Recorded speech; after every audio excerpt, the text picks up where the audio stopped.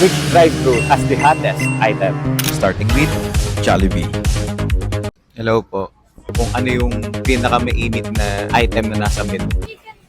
Thank you po. Nakakatakot pala gamitin to. At ang final temperature ay 71.9. up next, McDonald's. Hi, good afternoon. Pinakamainit na item na nasa menu. Sorry, ano po? Yung pinakamainit na. Pwede po. Thank you po. Bye-bye. Thank you. Matalo na kaya nila ngayon yung Jollibee?